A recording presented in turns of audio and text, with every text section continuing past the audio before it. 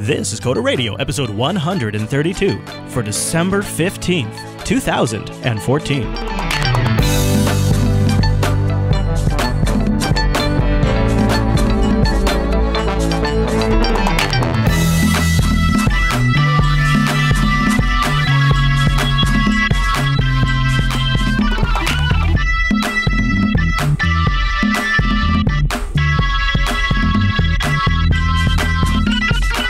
Everyone, and welcome to Coda Radio, Jupiter Broadcasting's weekly talk show taking a pragmatic look at the art and business of software development and related technologies. This episode is brought to you by our two fine sponsors, DigitalOcean and Linux Academy. I'll tell you more about those great sponsors this here show goes on. My name is Chris, and joining us every single week is our excellent host, who is established on the East Coast. It's Mr. Michael Dominic. Hey there, Michael. Hello, Chris. Hello, handsome. You know, I realize this is the last time you and I will be convening before the big Christmas holiday. I know. Happy Christmaka. Yeah, so early happy Christmas to you, too. And next week, we have a best of episode. Now, don't worry, dear listener. This is going to be a well-crafted episode. Well, depending on your involvement. But next week, we will have a best of episode with some new content in there. Don't worry. You'll be surprised. Not really. But I am going to be in there to, say hello to you and greet you and talk to you a little bit throughout the show. But we do seriously, this is a frickin' emergency. Like, full red alert. Captain Kirk has just been fired upon by Khan on the Bridge of the Reliant. We are in battle mode right now. Rikai is editing together our best of clips. And Linux Unplugged has really come up short. And Coda Radio is, coming up fairly short, too. We really could use your submissions. So please help us take 1 week off out of the year. We come here every single week, and we just want to take 1 week off to say thank you to the hosts. And you can help make that possible by going over to Coda Radio 132 show notes and clicking on the best of submission form right there and filling out for Coda Radio and, please, if you would, Linux Unplugged. So that way we can go through all that. You would not believe the task. It is probably one of the most Herculean task of all of them. I don't know if that's a real saying or not. It's incredible putting together a best of. So I've never tried to do it before. The only reason I'm crazy enough is because Rikai is here, and well, quite frankly, I've never had the balls to do it myself. All right, Mr. Dominic. Well, guess what? Today is a Mumble Room episode. 132 is a open mic edition of Coda Radio. So why don't we get started by saying time appropriate greetings, Mumble Room. Good evening. Greetings. Hello, guys. Welcome to the Force, baby. Okay, we're gonna be getting that all year with the Star Wars. So I wanted to get started before we go too far. Something I'm extremely excited about. Something, Mike, I had a chance to tell you about because sometimes you have a productive morning, and today was an incredibly, perhaps one of the most productive in 2014 for the Jupiter Broadcasting Network. It all started this morning when Rikai woke up early, and I think he got his brain juices going. And right before Coda Radio went on air, Rikai and I started talking about pizza, like we often do. And Rikai was telling me, and Mike, I don't know if you've heard this, but you may or may not be aware that Rikai, as he has told me, there is YouTube celebrity pizzas now made by Pizza Hut that you can order online, designed by YouTube celebrity stars. All right, are you with me so far? This might literally be the worst thing I've ever heard of. You can get the official iJustine pizza with premium crushed tomato sauce, topped with classic meatballs, sliced banana peppers, cherry peppers, and pepperoni, hand designed by iJustine. That's wow. So, first of all, I actually think this is freaking genius. I want to get that iJustine pizza pie, and I want to eat that. I think that's a great idea. I think it's super smart marketing, but I think we could do it better. Get ready for this, Mr. Dominic. Are you going to take a break from typing so I can tell you about this? Oh, sorry. This is extremely exciting, and I want your full facilities available for this. I believe what Pizza Hut is onto here is good, but it's not genius. It's not big enough. Pizza Hut needs to go real big, and I think Jupiter Broadcasting can go there. That's why we have set up an Open Your Mouth project on GitHub where people can submit their recipes. Then the community can modify those recipes, and we can build the ultimate pizza, and I will cook it after we have gotten everybody's poll requests in, we merge back the changes, we make sure we've got the perfect recipe. And it doesn't have to be just pizza. It could be pies. It could be your favorite holiday recipe. It could just be a good excuse to go learn GitHub. So I've set up a domain. It's called openyourmouth.recipes. You can go to openyourmouth.recipes. The DNS might still be propagating for some of you. It will take you to this GitHub page on Rikai's account. Rikai is going to be shepherding this. Now, don't worry. If this gets big, if this goes worldwide, we'll break it off onto its own thing. Openyourmouth.recipes. Go collectively contribute to an open source recipe repository. The biggest and the best I will make here on the show. I will cook it for you. I will eat it for you. I will review it for you. I think we have something here. No? I'd like to say that this was the best idea you've ever had. Yeah, I think it is. I'm bringing freedom to recipes. I am bringing freedom to your mouth. So I mean, I don't really care for the free recipes, but how about some like open source recipes? That's what I'm talking about. Yeah, that's what I'm talking about. They're going to be all open source. It's all GPL licensed too. Just for you, Mr. Dominic. I specifically asked Rikai to make a GPL version 2 just for you. Openyourmouth.recipes. I mean, a BSD version would be great. Yeah, no, I know that's what you would prefer, but I just, I thought for you, because I wanted to make sure that every contribution that was made was shared with everyone else. So I think people need to go up there right now. It's empty right now. We need some entrepreneurs in our community to go there, start something, like a pizza, and then let's get it somewhere. Let's see if we can do it by the end of January. Let's see if we can have the perfect pizza, and I'll make it. Or it could be like a turkey. It could be a ham. It's on GitHub. Open your mouth. And it's open source recipes from the Jupiter Broadcasting community. Any preferred format for that? Well, X-Files? We need somebody to take the lead. So the opportunity is to set the trend. Should be marked. Markdown? Yeah, Markdown would be preferred. Right? Yeah. You know what? Let's go ahead and say that. Yeah, let's say the recipe needs to be in Markdown. So that way people can publish it as HTML files. I think this could go big. We need to make it readable. I think so. Also, you want to make it either GPL or V3 so that you prevent TYization of pizza. Wow, you went there. Yeah, well, we could put that up for discussion. We're going to have to set up a governance council, I believe, and that could be one of their first topics that they have to tackle is if we need to go to GPL 3. I'm pretty excited about this. I actually think this, if people want to get behind this, I think we could have kind of a fun way for people to submit recipes and collaborate. I honestly want to try to cultivate a little bit of the Jupiter Broadcasting development community and get them talking to each other. If you think about it, there are tens and tens and tens of thousands of developers that listen to this show, okay? And they all could be resources to each other, but they're all just kind of sort of disconnectedly listening to this show. Well, we're launching a few initiatives. Like after the show today, we're going to do a developer summit and talk about 2015 projects for Jupiter Broadcasting, and that's one way I think it's good to reach out to the development community. But as much as it is also kind of tongue in cheek, this could be a good way for people to connect and sort of meet each other and potentially talk in the IRC room. And honestly, maybe we'll get some good recipes out of it. And I really will put them together. I'll cook them up. I think it could be fun. And really, if nothing else, this could be a good opportunity just to learn GitHub, because you don't actually have to submit any code, right? It's text. It's Markdown files.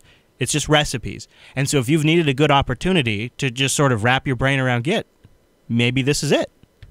I didn't even mean for that to rhyme. So openyourmouth.recipes. Mr. Dominic can be skeptical. Maybe, you know what, Mr. Dominic, to make you happy, we'll also, to the governance council, we'll bring up the BSD licensing. I'm not opposed to either one. It needs to be BSD, because true freedom is the freedom to be evil. I wanted my licenses for my recipes to be viral. You know what I mean? I wanted that. Is that how things go viral? Yeah, well, I just felt like I wanted to make sure that if my recipes were widely adopted, I'm going to submit some barbecue stuff up there when I get to it. I'm going to put up, there is a tri-tip recipe that my wife and I cherish that I've never shared with anyone. That is it is the recipe that got my wife to start eating tri-tip, and now she's the one that we're going to cook it soon, actually. And I'm going to put that up there. So, you know what? There's Kits and Kitties asking about barbecue pizza. Could be all kinds of pizza. I would just like to see the community sort of really rally behind one ultimate Jupiter Broadcasting pizza, because these YouTube stars got their pizza. Look at this. This is on the Pizza Hut site. There's the, there's the official Rooster Teeth podcast pizza. Well, That's fine if you got a pizza in your neck of the woods. No. Open pizza. Open source pizza. Openyourmouth.recipes.com. I'm serious. Let's do it. Let's get together as a community. Let's have some fun. And we all probably need to make more food and eat at home more. At least I know I do. Maybe this will encourage some of us to do it. The official Chris Fit. No, it won't be it'd be the Jupiter Broadcasting. It's not just me. It'd be everybody's pizza, Blaster. Everybody. Come on now. All right. Speaking, why don't we before we get to all of our feedback, I know I've derailed us. But I was just talking about learning GitHub. That seems like a pretty good chance to mention Linux Academy. Because guess what? That's one of the many courses that they have. Excellent courses over at Linux Academy. Get started by going to linuxacademy.com/coders. That's going to save you on the Linux Academy subscription. And you are going to find that subscription is an invaluable resource to keep you updated on topics. Go over there right now, linuxacademy.com/coders. Trust me, you're going to be very impressed. Because this courseware is created by people that truly, genuinely understand the material. It's not a generic training site where they have thousands of courses on every topic possible, from fixing your sink to writing a website. No, it's Linux enthusiasts, Linux administrators, Linux developers, DevOps, people that came together with people who were educators and people who were designers and coders. And they all came together to create something amazing, and that's Linux Academy. And so I don't think they're offering this discount anywhere else. linuxacademy.com/coders.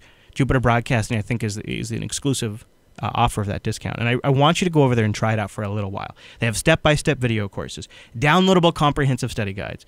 It comes with your own server in the courseware. So if you're at a point where you need to actually do something in production, instead of just reading about it and testing on it, you'll actually deploy that system, that software, that package, whatever it is. It just spins it up on demand. You get a public access. You get SSH into it. It's so cool. And you can set up different categories for the virtual machines. You can choose from 7+ different Linux distributions, and the courseware will automatically adjust to match those Linux distributions. You can keep track of your progress as you go. And they're always constantly improving. I'm getting emails all the time from the folks over there about the stuff they're working on. It's so cool. And you can really, once you start seeing it, you understand why you do a subscription, because you just get access to this. It is truly unique content that you get access to. They're really proud of their new Puppet Professional Certification Prep course, which I think that is a serious feather to have in your cap right now. New courses all the time. The stuff on Docker they're adding is amazing. It's the best stuff on Docker on the web, and it's so timely too. So go over there and check all of that out. In the last 30 days, they've launched over 100 videos, 100 new practice exams, live streams. Linux Academy is on fire. linuxacademy.com/coders. Go there, bring your skills up a little bit, bring your stuff to the next level. Why not? And gives a little credit to the show, too. It's a great way to support the Coder Radio program. linuxacademy.com/coders. And a big thank you to Linux Academy for sponsoring the Coder Radio program. Happy holidays to Linux Academy, too. I like getting to say that now. It's like legit. Like, this is it. It's like legit to be able to say happy holidays. All right. So let's dive into a few email topics here, and then we'll get into our topics of the day. This first one comes in from Mirkin Muffley. Oh boy, I'm lost on this one.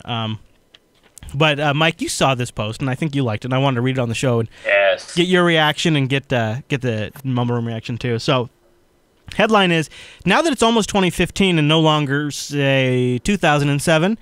If you see an ad for a programming gig and it's going out of its way to try to portray the shop as cool, hip, trendy by dropping in bromids like we're kicking PHP to the curb, should one now, again after a second glance at the calendar, start to question the technical prowess of these individuals? I mean, nothing says static in its space. Things have changed over. Nothing stays static in its space. Things have changed over the years. And are these people, these programmers, just late to the party? What fad should they be name-dropping now to demonstrate you really want to come work for them because they're trendy? I mean, PHP people now even speak of stuff like Agile and possibly FAP to conference videos. They seem to now be aping the Ruby community without the performance hit if you buy into the Ruby interpreter. And after the Rails merge, boy, I'm getting that all mixed up, the community seems to be in the Middle Ages now. Sorry if I forgot to take my meds today, but this just feels a little crazy. So I think the core point that Mirkin Muffley, boy, that's a hard one, was trying to make here is, and this is something I've noticed too, the trend in like hiring ads and things like that, to try to bash something in a way to appeal to the developer, like, look how cool we are because we're bashing this thing. Don't you want to come work for us? And it does seem to be like it is very dating in a sense, and it seems to maybe not be appealing to the best aspects of a candidate. Mike, you saw this post. What did you think?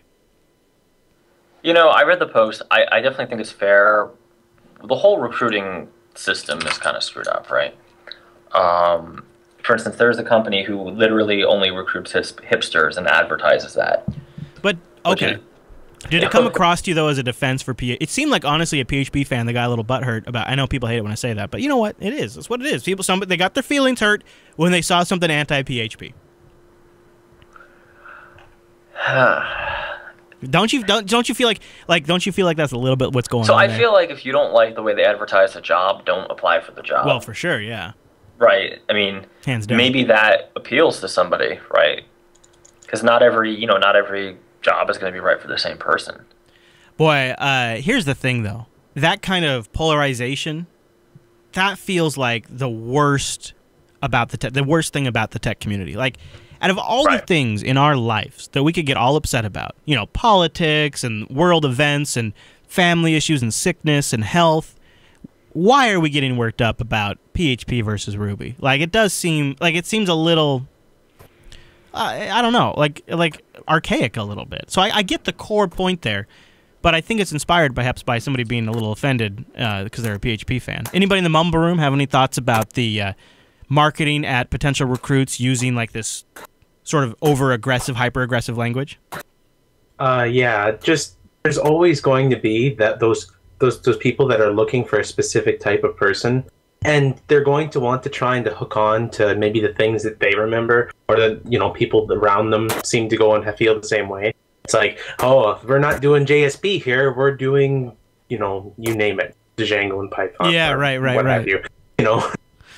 It seems to me when I see a job posting like that, it kind of suggests to me that they don't really know the technology they're talking about. They're just talking about the name in the most shallow way possible.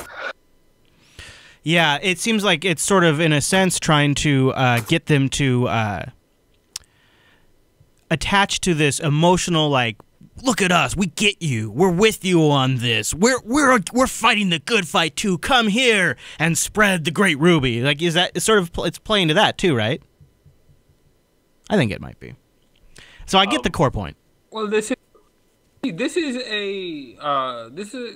effect of the bro/startup culture being prominent in Silicon Valley and Palo Alto and general tech community nowadays, where everybody wants to be a programmer, everybody wants to be the DevOps and Ruby on Rails and Docker and so on and so forth guy, and everybody wants to be cool, everybody wants to be the next Steve Jobs in this case. Right, and everybody wants to go work for the next visionary. Exactly, and so if they do this, I think the idea may be that they appeal to this kind of guy who might not really have any idea of the technical merits of the particular technology. Yeah. But would still have skills enough to work there. Yeah. WW, you've been job hunting recently. What's your perspective? For me, I occasionally see like that kind of language, but for the most part, what I see from hunting is that people have requirements for H-1N visa or not, or some ads are they have too many requirements for that role, and they don't state the title appropriately. So it's like, whoa, this is just way more than what that requires. Why are you asking for this? It's like they're trying to get more IT or more programming for their smaller budget. Yeah. There's a lot of dynamics to this when you think about it. Interesting. So I appreciate the start of the conversation. And Mike, this almost reminds me a little bit of our discussion about immigration and the whole visa situation. And we talked a lot about that. I don't know if it was last week or 2 weeks ago. And since then, AeroFS, the folks over at AeroFS, Yuri Selgov, I'm not sure if I'm saying that right, but he'll have to forgive me. He went to the AeroFS blog to say that all this hoopla around immigration isn't about talent, but it's about, or I'm sorry, it's not about the cost of the talent, but of the skill of the talent. And he even specifically references the article that we talked about from Business Week, the tech worker shortage doesn't really exist, and where we quoted some scholars they had interviewed. And we went on to talk about how much interns might make from free to, quite a bit of money. Well, just a little bit after Coder Radio aired, Vox published an article titled, "These Tech Interns Are Probably Making More Than You." At Quora, you get $8,250 a month, plus $1,500 in housing. At Pinterest, if you're an intern, $7,500 a month, plus $1.5 in housing. If you're working at Dropbox, $8,500 a month, plus a stipend for housing. Google, $7,000 a month. Square, $7,500 a month. LinkedIn, $44 an hour, about $7,600 a month. Fitbit, $9.3 thousand a month. I can't believe some of these numbers. So we were talking about maybe interns working for free and the sort of expectation they have. It seems to me that these rock stars in Silicon Valley are sort of setting this crazy expectation that's just spreading out. Yep. And like it's so far. These people are making more money than I make. Interns. I mean, that's crazy. That's crazy. That is to set the bar that frickin' high. No wonder students coming out of school have a high expectation. Shadow, go ahead. You had something to throw in here? No, Shadow. Okay. I am sort of just. Oh, yeah. Go ahead. I was going to say, Amazon interns make $15 an hour in Florida. Okay. I mean, $15 an hour still actually seems like a lot to me for an intern. To tell you the truth, it seems like quite a bit. Right. So I think that's probably a part of the problem too, in that, if you live in, I don't know, some random Midwest state, Kansas, right? You're not going to be looking at Silicon Valley wages, but you're going to be hearing about them. So any offer you get is going to feel lowball. It's even more localized than that. Like here in Washington State, home of Amazon and Microsoft and Nintendo US and T-Mobile US, if you are 20 miles to 30 miles north of Seattle, you could expect a major drop in wages. And if you are another 20 to 30 miles north of that where I live, it's another massive reduction. I mean, it goes from up where I live, an IT wage, if you worked at a local business here, would be about $65,000 a year. If you go down to Seattle and you do the same job, you would probably make $130,000 a year. It is a huge difference just that far out of Seattle. So, and I wonder if this is just something that maybe you don't realize until you have some experience in the real world. I mean, I don't mean to be diminutive to students, but perhaps you see these numbers and you think, well, these are the trendsetters of the industry, so everybody must be following that. Well, I think it's that everybody, to get to that point of getting your first job out of university, right? Everybody's incentives are a little stupid, right? The college is not going to tell you about, in all seriousness, they're going to tell you about the 99.99% of, low-level IT jobs that pay, a decent wage, but certainly not what you've been hearing about. Yeah. They're going to tell you about Microsoft. Right. It's exciting. Right. They're going to tell you about Google. They're going to tell you about new hip startup that's, I don't know, pick 5, right? Hootsuite, all these people. Sure. Dropbox. The problem is maybe 0.1%, or maybe, at a good school, 1% of your class can get those jobs. Yeah, right.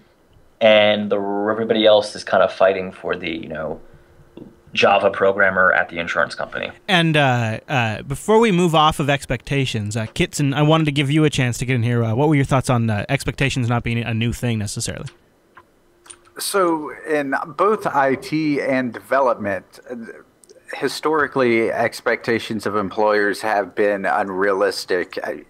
Anybody remembers in the late 90s, early 2000s, you would see developer postings where you'd have to have 20 years of Java experience to get the job. Yeah. And Java had only been out, 4 or 5 years?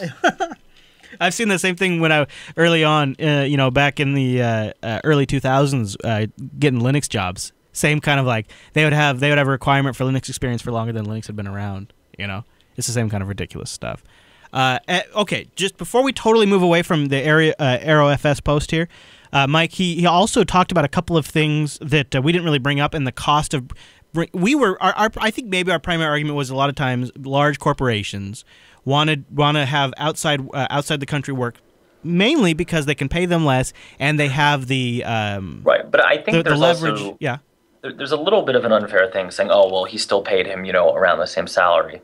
But what about the credentials, right? So you paid a PhD the same as you would have paid someone holding a master's here, right? It's kind of an unfair argument, right? Because it creates this really an arms race in terms of credentials and experience for the same job. I say it again and again. You really, really don't need a freaking master's degree to do most development, right? I mean, yes, there's the Googles, there's the people writing the compilers, there's all these guys that we all like to, show off and see how much you rock. But the reality is your customer is going to break your balls, not about how fast your code runs normally, but that you got the wrong shade of blue in his logo. And that's usually, it's a totally different world. For the vast majority of developers. I feel like you should almost say that again. I think that's so important for people to understand that at the end of the day, it's almost in the real world, when you give customers code, it's not about how fast it runs. Most cases, I mean, obviously that's a component, but they're going to quibble about the color, shade of blue, things like that. That's always what the sticky points are. Right. And there are cases, of course, where it matters. But and we like to talk about those, and they're on Hacker News, and they're on the summer, and that's awesome. Yeah. But the odds of anyone, in this audience, I mean, this audience probably is a bad set. But the odds of if we got a room of 100 just developers, who random entry-level developers, even senior developers, most of them probably don't do that kind of thing. Most of them probably care about, did the site 500, right? Because a lot of them are web developers. Did the site 500? Can we connect to the database? Did the data save? Did the server crash? And is it the right color blue? That's it. Well put, Mr. Dominic. In fact, that's all I have to say. I think we should just put a punctuation on that right there. You guys can read the rest of the article. It's a pretty good piece, but I want to shift gears real quick because Mike actually, one of our Hoopla topics, I caught off Mike's Twitter feed. Did you guys know Mike's on Twitter? No. Mike, what is your Twitter handle? At Dominucco, DOMINUCCO. That is so easy, yeah. I because I follow you. One of the stories we're going to talk, I was like, this is... because you know what it is at first I was kind of like, oh man, he tweets out his pocket stuff, but I realized you're just tweeting the good stuff, and it's always great stuff when you tweet it out. So I grabbed one of those stories. We're going to talk about one of those. I read about 20 articles a night. I tweet like 2. Yeah. So yeah, no, it's just the right amount. It's perfect. So first, let's talk about DigitalOcean, because DigitalOcean freaking rocks.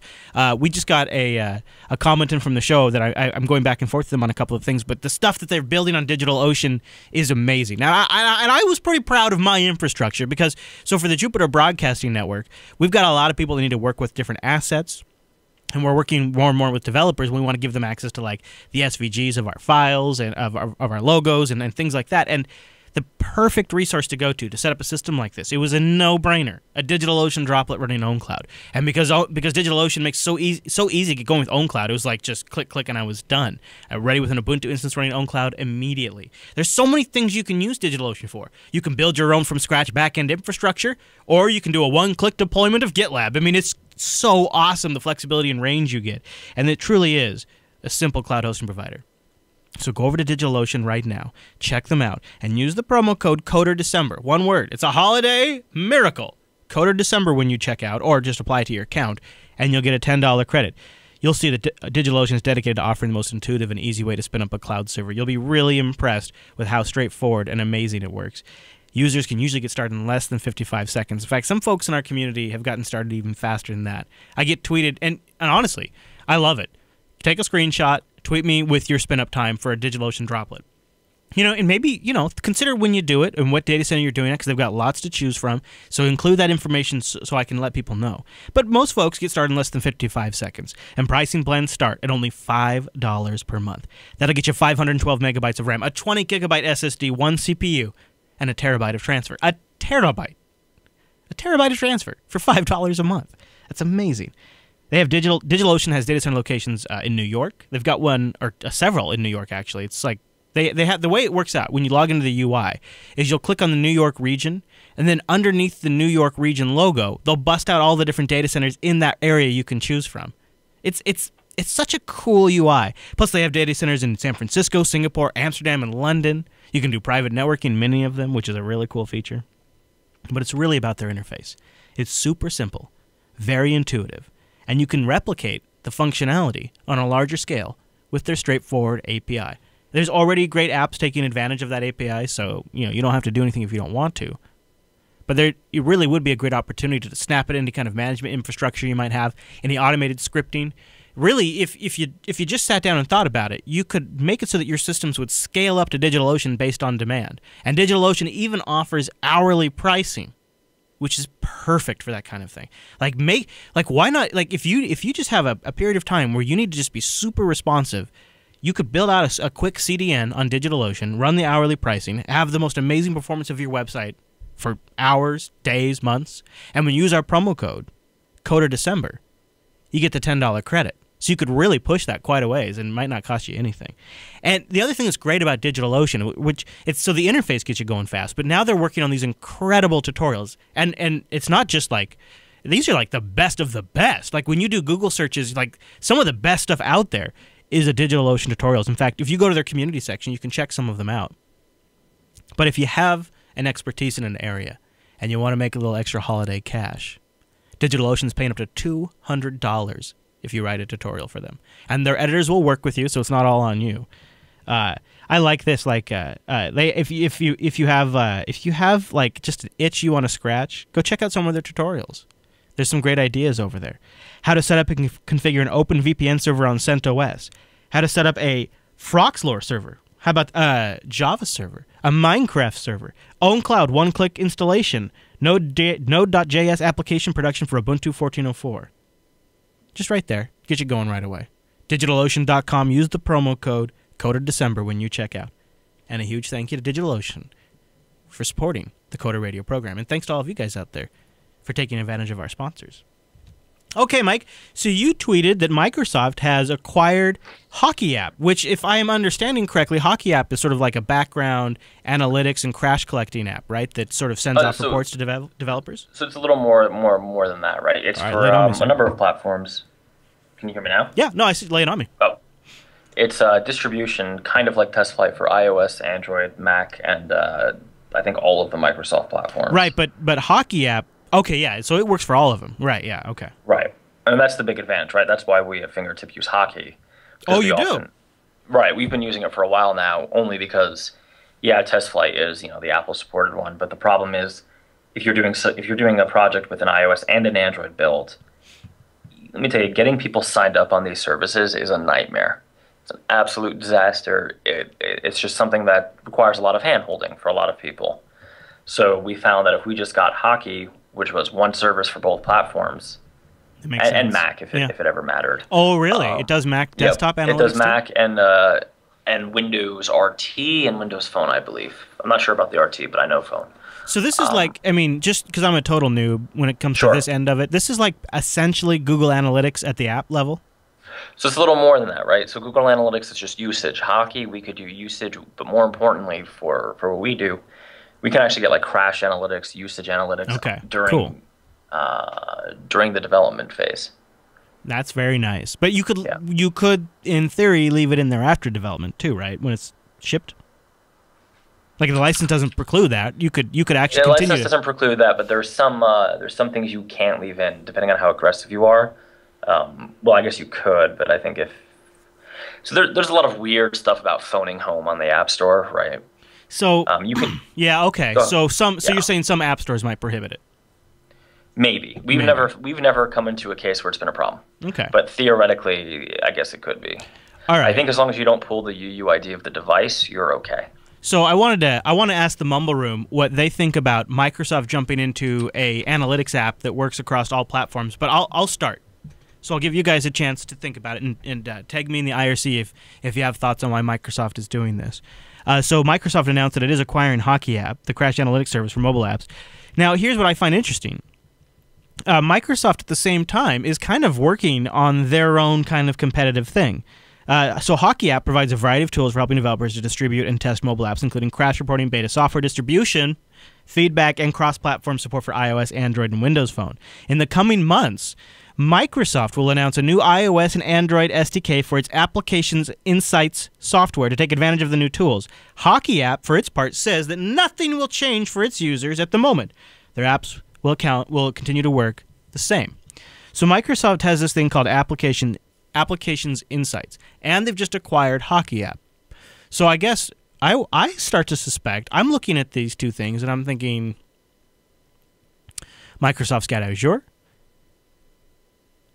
Visual Studio right now is very specific to their own platforms, but what if the new Microsoft, quote unquote, and I even hate saying that, but what if the new Microsoft just really wants to plug in at all of the services level? What if the new Microsoft is saying, you know, we're going to give a go at having our own mobile platform, but we've got to recognize that ship has sailed. So the new Microsoft wants to just be really sort of the cement groundwork for a lot of stuff. You know, you build your analytics apps on top of the Microsoft platform. You host the back-end infrastructure, maybe the sync services, whatever it is, on Azure. You know, we'll spin it up for you. We'll connect it right up to your IDE, and you're good to go.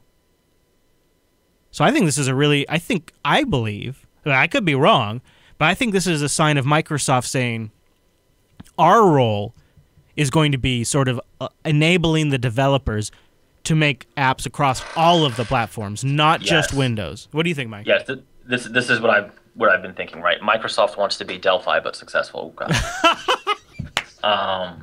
No, really, just over the last year, the amount of the number of important tools in my tool chain that have somehow been influenced or changed by Microsoft, it is huge. Right, like overnight now, I use Hockey every day, all the goddamn day long. And now it's a Microsoft product. Yeah. I imagine they're going to do something where the Hockey brand survives for a while. Right. They're probably going to want to transfer us to the Digital Insight, whatever it's called. And here's the ironic thing. Lots of developers use Hockey. I've never even heard of this Digital Insight tool. Yeah, right. So maybe they'll keep the Hockey brand, and maybe it's a stronger brand. Who knows? That would not be unlike them. They do that sometimes. I mean, doing some Xamarin development, I could tell you if I could get better Hockey integration, and well, how about good Hockey integration into Visual Studio, that would be fantastic. That'd be great, right? Make that deployment story, particularly for iOS, which I don't know if you know this, Chris, but to build even Xamarin iOS, you have to have a Mac sitting next to you or a Mac server, and do this very. They made the process seamless, but it's kind of a pain. This bridging between the Mac and the Visual Studio instance is called the build host. Yeah, tell me about that. It's stupid. 99.9% of the time it just works. Sometimes you get weird issues where the answer is just restart both computers and see what happens. Love it. Production grade. Well, it's you know what it is? It's because Apple has that weird rule about you can't not build it on a Macintosh. So even if you could find a way to do the compilation, you know, on Windows or even in the cloud, right? There's nothing that would stop you. The hardware has to be a Mac. Right. In fact, there are companies who will lease you Mac mini servers in the cloud for this purpose. It's ridiculous. I wanted to give WizardJet a chance to sort of fill in any spots we might have missed. WizardJet, did you have any thoughts on it? Yeah, only just, you know, Microsoft realizes that not all of its products are going to be perfect, and there's always going to be other products that are just going to do a better, you know, maybe a better job than what they're doing. Or maybe not as good a job, but just they're not doing a good enough job going and promoting their side. Okay, so let me ask you this, Wizard. If you stripped away all of the debates about licensing and freedom and proprietary software and even cost, you take it all away. You look at what they're doing with Windows 10. They're obviously trying to address power user-specific features, trying to make it a good platform for power users. You think of Visual Studio. You think of things like this HockeyApp. You think of things like Azure. Are you starting to see a picture where Microsoft is like maybe building something really compelling for power users? What do you think, Wizard? So it's just right now, like in the past, like with every revision of Windows, they seem to be slowly killing themselves when it comes to going in the power users, which made them what they are. But 10 seems to be a reversal on that, right? Yeah, that's the thing. 10, I feel like they're finally figuring out, it's like, geez, guys, we're not making any headway on the whole consumer front. Maybe we should be pushing and going back to our roots and saying, okay, start pushing the apps that made us successful.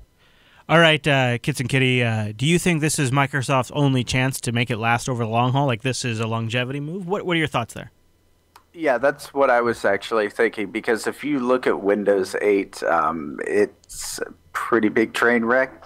I'm thinking that what they're doing is they're feeling the pressure from Mac and Linux, and they want to move to a model where perhaps they don't have to just rely on Linux itself. Or Windows, I'm sorry. Yeah. Yeah, absolutely. And that just seems... I am a big resistance to this. Satya Nadella comes in and all of a sudden 55,000 people are doing something different. I just don't believe that's how humanity in large groups works. But I do think, if nothing else, at the end of the day, Satya's saying, let's do it, or let's not do it. And it's at least getting through him. And I think we're starting to see stuff that wouldn't have happened under Ballmer. And part of it is so it didn't make it into my interview with Dustin Kirkland because it was sort of off the record.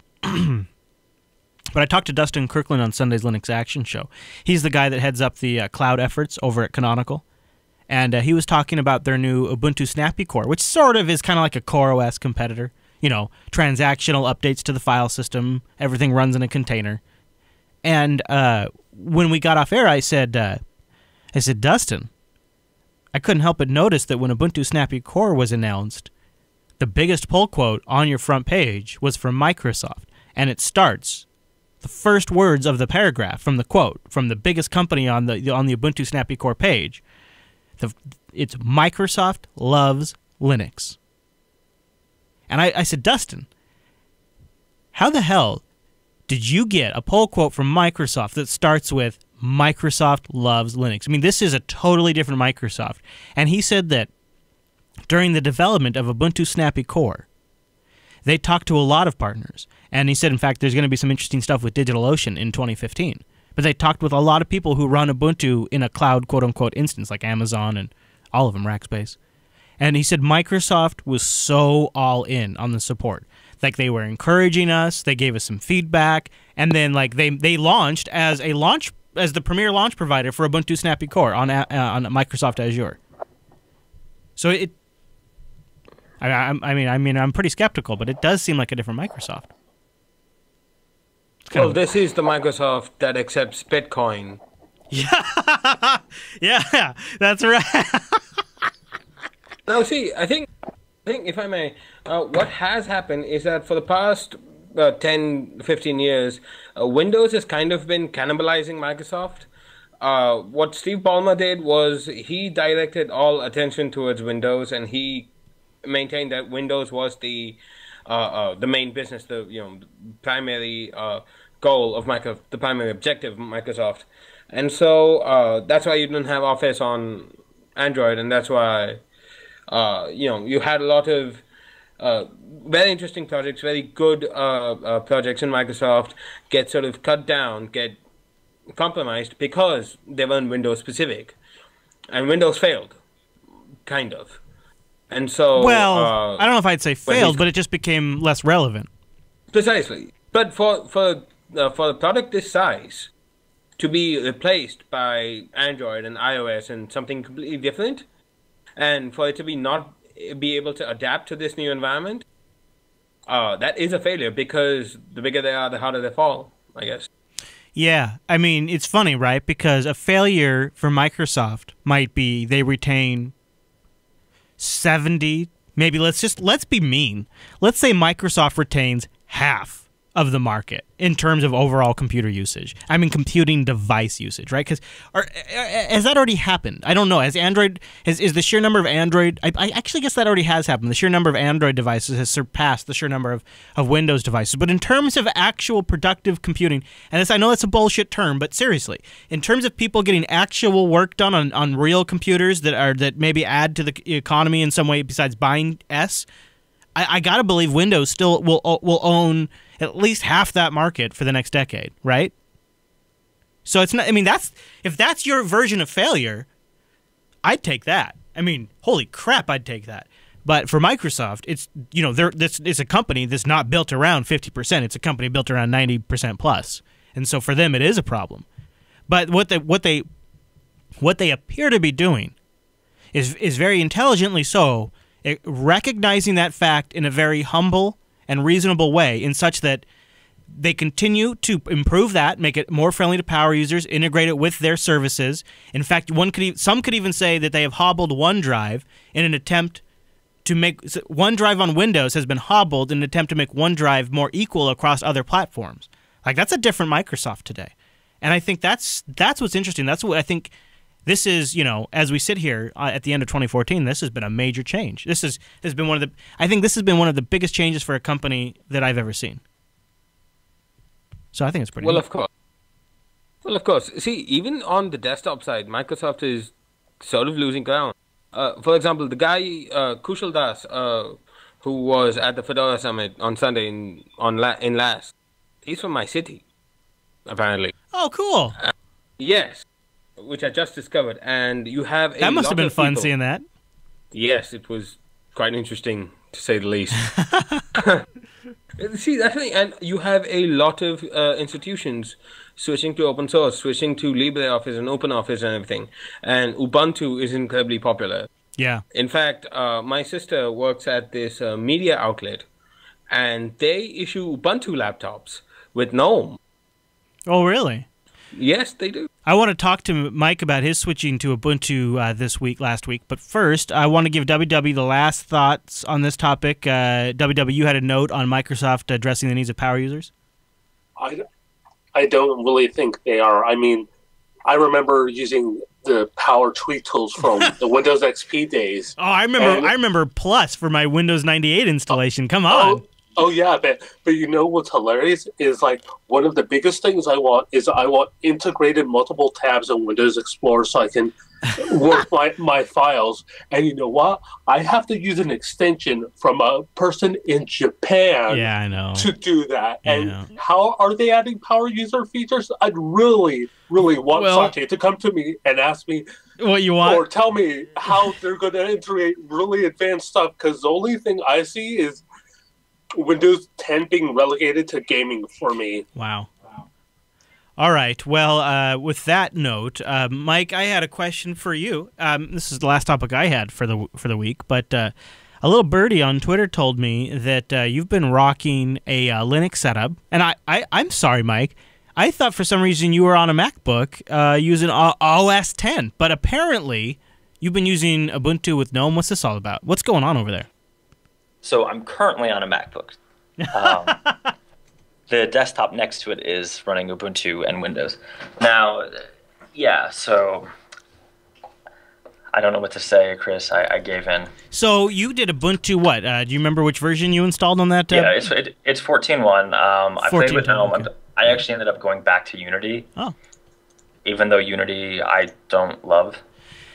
Now, is this a project you're working on, or are you just kind of dipping your toes in? I'm just kind of dipping my toes in. I mean, I'm doing a lot more back-end development than I have been in several months. So, what was your experience setting it up? What did you think? Anything? So this is 14.10's the latest version shipping. What made you decide to go with GNOME and all of that? I'm curious about that. Yeah, I had my resident Linux hippie set it up for me. Nice, dude. Once he got the install done, that was fine. I tried. So here's what happened. I installed it, and I had some weird performance issues on Unity. So I just quickly apt-getted GNOME. And I ran GNOME for, I would say, like 2 days and didn't like it. So I went right back to Unity. That's fair. Now, the cause of my pain was that the proprietary driver for my NVIDIA card didn't actually, well, it updated, but it didn't reactivate or something stupid, so I had to go and reactivate it, restart the machine, and then Unity was behaving again. And I'll tell you too, I believe in 14.10, it's a little bit older version of GNOME too, where they've cleaned some of the GPU effects up too. Yeah, I mean I miss it being brown. That's all I'm going to say. So, this last week, or 2 weeks, really, I've been running Fedora 21. And I'll tell you about, here's my takeaway on Fedora. My high level, like, if I was going to do, we've been so busy, I haven't had a chance to do a proper review. And I'm going to go into further detail on Linux Unplugged on Tuesday, though, because I do want to touch on this. But my high level review of Fedora 21 is if you want a Linux, quote-unquote, workstation to do development work, and you want to be close to upstream, you want to be close to like where Linux is going, it's all about Fedora. But I want to put a big caveat on that. In terms of post setup, Fedora takes the most work. But there's scripts out there like Fedly, Fedly, that will automate like the installation of Chrome and MP3 codecs and Flash and Java, all the stuff you need to be able to use your computer on the internet. And once you run that kind of stuff, Fedora 21 is pretty compelling. And if you're thinking about creating applications for Linux that would run on a Red Hat system, I give it a really high recommendation. So right now, Mike, my pecking order is Antergos or Integros, whatever, Fedora, then Ubuntu. And the only reason for that is Ubuntu is a great system. It's a great setup. My main complaint with it is it's just really not pushing the envelope anymore. It's good though, but it'd make a great workstation. But if you really kind of want to be closer to upstream and you want to see where Linux is going, I think Fedora 21 has a beat right now. However, Mike, if you get a chance to reload, I highly, highly, highly recommend, if you're going to go Ubuntu and you're going to use it as a development workstation where you just want it to work really well, you want like the best Linux experience possible, I recommend you go check out the Ubuntu Mate edition based on Ubuntu Ubuntu Mate. 1404. It's based on it's confusing because they have a 1410 release out. Then after the 1410 release, they went back and made a 1404 release that's more refined and more polished, and it's based on the Ubuntu LTS.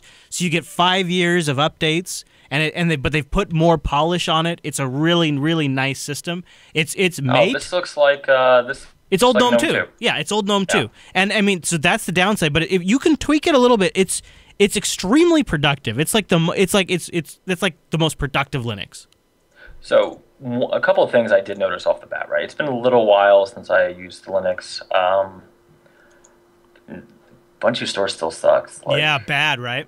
Real bad. I just use apt-get. So PPA is still popular because I found myself not using PPAs. Yeah, no, PPAs are still a thing. I know. See, this is horrible. So in Fedora, they now have the GNOME Software Center. It's all free software right now. They they have the ability to add commercial software in there. That's like they've already like laid the groundwork for that. But right now it's so much better than the Software Center. So that's good. And the thing that's nice about the GNOME Software Center is it's available on all GNOME desktops that run the latest versions of GNOME. So it's like a GNOME-wide Software Center, so it's not just an Ubuntu-specific thing. Yeah, I mean, to give the Canonical guys credit, I mean, I'm using it as a dev machine. I'm basically not doing anything heavy, right? Web work and Rails work. And I may have installed some games off of Steam. Hey-o. That's basically it. I mean, it works fine. It's not terrible, other than that one weird graphics issue. Mm-hmm.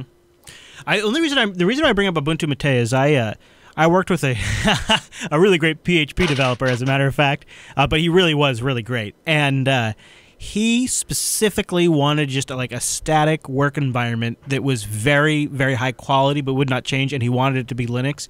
And today I would recommend Ubuntu Mate to him because it is what you will find, Mike, when you try it. If you do try it, is you'll be like the UI looks old and it feels like old computing, but it's all of the best stuff about old computing modernized, and it makes your machine feel like a frickin' mainframe. It's so fast. Like it's like every window flies, everything pops up. So it feels very responsive, and that to me sort of makes up for the fact that it kind of looks like last generation. Could I apt-get install Mate over Unity or no? I can't do that. You could, but see, the Ubuntu Mate project has done some customizations, like they have a different menu system in there. They make it easier to edit the menus. Plus, it's based on 1404. But here's the best part: based on 1404, but they're backporting like the hardware fixes and stuff like that. So it's a really compelling development environment. I think. I mean, see, the thing is, didn't they? Unity 7's it's the end of the road, man. It's not going anywhere. Unity's kind of crap, right? They're rebuilding it, and it looks like that top title bar looks like it's out of the 90s, dude. Like I'm looking at. So this is GNOME 2. I'm looking at Mate. Yeah. Whatever. Yeah. It's GNOME 2. I mean, yeah, this is very familiar to what I used to run. They're working on a new theme that sort of modernizes it, but but you know what though? You'll find when you use it, it's extremely. What you'll find is, turns out, the reason why we kind of ended up on this UI design is because we spent 30 frickin' years refining the UI and landed on this. And it actually works very well. Like, it's so, like, all of your master file system locations are right there in the Places menu. All of your config options are right there in the System menu. And all of your apps are in a really good... This is literally GNOME 2. Like I'm just kind of playing around. Mate is a fork of GNOME 2, where they've continued to update it, and they've introduced new features where it's appropriate. Like it does have some new stuff, and like in the menu, like if you type in the name of an application and you don't have it installed, the menu will automatically just give you a one-click install the package link, and you just click it and it installs the package, and now you have it. It's nice. It's really refined. So let me add some boredom to the fire. Chris, I've already got all my packages set up. All right. Well, so I mean, if you got it, if it's working for you, man, don't switch. Yeah. I'm just saying, next time you reload. I mean, next time, you know what'll happen, because I shouldn't have taken actually the non-LTS, to be honest with you.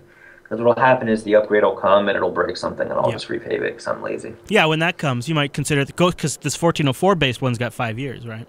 Got 5 years. Yeah. And you know what's interesting is Mint, the other kind of easygoing, out of the box Linux experience, is also based on 1404.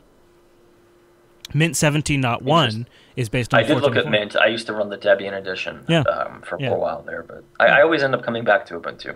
Yeah, that's understandable. It's sort of like when you're coming out from the outside, there's so many guides, so many software packages already made available, so much development support. I used to run it before, so I know apt-get fairly well. And the other thing is I literally am doing work on it, right? So I'm popping open Sublime Text or Vim, and I'm just kind of, let's be honest, it's Sublime Text, not Vim anymore. Have you tried Atom? Yeah, I don't like Atom at all, actually. I don't think we ever talked about that. I really, really don't like Atom. Yeah. It's okay. Atom, so just real fast, right? Atom, it does not feel like a text editor. It feels like something that GitHub really wants to lock me into. And I already spent a lot of money on GitHub. We use it. I don't see a need to have yet another level of GitHub lock-in. Send your hate mail to Angela at JupiterBroadcasting.com. Nice. Now you're going to get coal in your stocking. That's okay. Speaking of feedback, go to jupiterBroadcasting.com/contact and send us your Coda Radio feedback. We will not be live next week, but we will have a new episode of Best Of, but we do need your submissions to make that happen. A special thank you to our Mumble Room for showing up. You guys are awesome. And if you're on the live stream, stay tuned. We're going to have our Developers Summit meeting, which will be made available to our Tech Talk Today patrons. Mr. Dominic, is there anything else we need to cover on today's episode of Coda Radio? No, I would just say go check out DominicM.com because I was supposed to have a post up today, and we'll probably do it tomorrow. I like that. I'll probably get to it, so just check it out from time to time. Why don't you also follow me on Twitter to get updates about network stuff, scheduling things, twitter.com/ChrisLAS, jupiterbroadcasting.com/calendar for that bad mamma jamma.